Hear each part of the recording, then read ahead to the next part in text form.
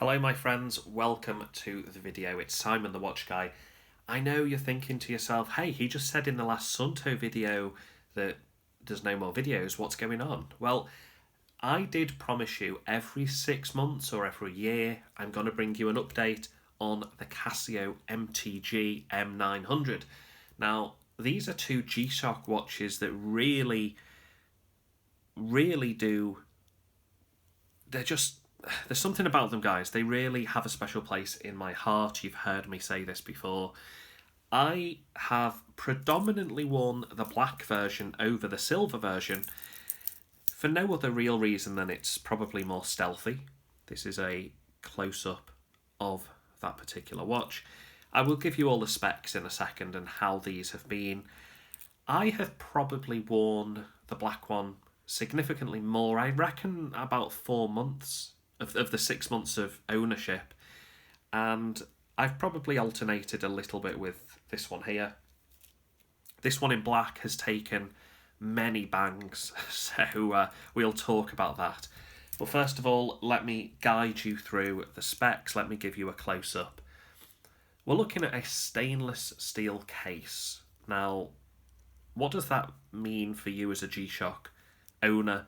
Well, it just means that it's super tough, it's strong, it's durable. The whole point of a G-Shock is that if you drop it, it's not gonna break like some watches. And some automatics, even if they don't break and completely halt to a stop, it's just not good for the movements to take a shock. Now, there are shock protection in automatic watches. That's another video altogether.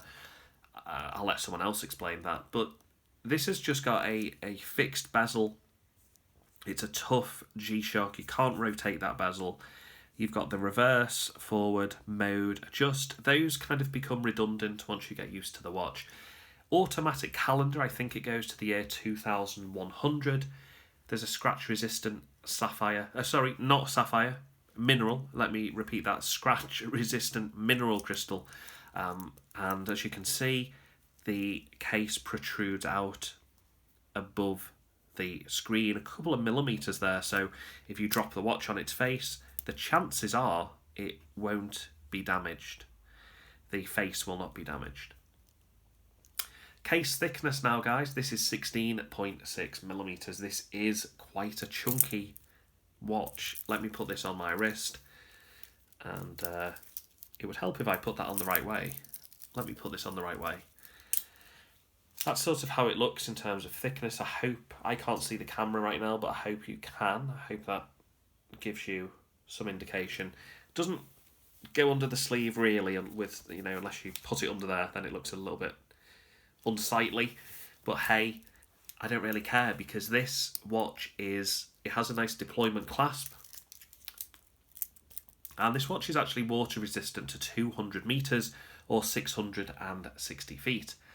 Functions include, as they always do, G-Shocks, you've got the hours, minutes, seconds, you've got the date down at the bottom. This particular watch has the multi-band atomic timekeeping, so when you visit different countries around the world, it will pick up a radio signal. Those are in various different... I think there's about 5 in the world.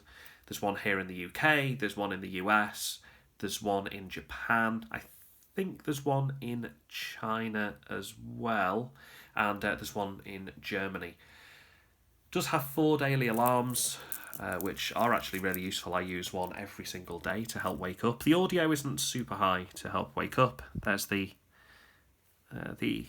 afterlight there. You press the G-Shock button, which is quite cool, or on this silver version you press the red G-Shock button. So there is an hourly time signal. There's a stopwatch, there's a countdown timer, and there's 12 24-hour formats. And what more can really be said about these in terms of spec? They're just great. They do an awful lot of stuff. Now, I said earlier in the video, I have used this for about 4 months of the 6 months of ownership. So let me put this silver one away. Just show you guys. There is a slightly odd colour. I kind of wish they just kept it silver throughout, rather than add this weird kind of... I don't even know what that is. It's not beige. It's a bit weird. But it's still quite beautiful, albeit it's a little bit of a strange looking G-Shock, but hey, it does everything you want it to. Now, there's a small difference on the back of the black versus the silver G-Shock. One says MTG on the buckle and the other doesn't. Don't ask why this is, I don't know. I was really weirded out when I got the silver version. Now, it always reminds me of kind of like a reptile, kind of like skin almost, the bracelet. Really interesting style of bracelet.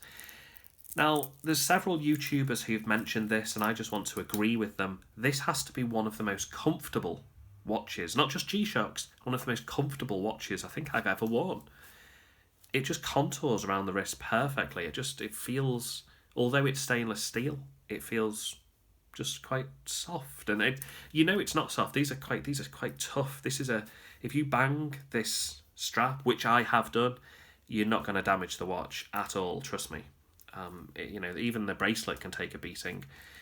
Now, in 6 months, it's just automatically every single night updates with the correct time from the atomic signal, the correct date, the correct day. I don't need to do anything. When the clocks go forward or back, it automatically readjusts. It's just a watch that I don't think I will ever get rid of. And again, if you look at this watch, guys, I have banged this pretty hard a few times, not intentionally. I really don't do it intentionally. And it's just survived every single one. I actually haven't even marked this thing. If you just look up close, I'm just going to slowly spin around the watch. I just haven't really marked it at all, which is amazing to me, because I give this one day, I give this a bang, and even though it's a G-Shock, I kind of thought to myself, oh, what's the damage going to be? What's it going to be? But I looked at the watch and you would never even know. So, pretty impressive. It's one of those watches, if you do pick this one up, I think you will love it. And if you don't love it at first, you will grow to love it, because not only do you have the rugged, reliable G-Shock system to kind of, if you knock this watch, you just don't really care. You care more about the thing you've bumped into rather than the actual watch itself. The solar power just ensures, ultimate reliability. All you need is that sunshine, or just daylight really, even artificial light, to keep the battery going. 15 to 20 years I've heard of people having batteries in their in their solar powered G-Shocks. So my advice would be, if you see one of these online, pick them up, because I'm not sure how long these will be produced for. Hopefully Casio keep producing them, but you just never ever know. So I'll give you another close-up and we'll close out the video. I will continue to wear this watch and I will bring you an update next year. So 1 year from now I will bring you an update and I'll let you know how this thing has been. Will it need a battery update in 1 year? I highly, highly, highly doubt it. Is it going to be in the same condition as this next year? Probably. Who knows? But again, this is 6 months of ownership. Hasn't given me a day's worth of trouble. All the buttons still function fine, which, to be honest, some people say the Sunto buttons go funny after a while. This just hasn't. It's been absolutely just fantastic. Japanese reliability, Japanese quality. Okay, thanks for watching, guys, and I guess maybe I'll see you in a year when we come back to this one. Okay, take care.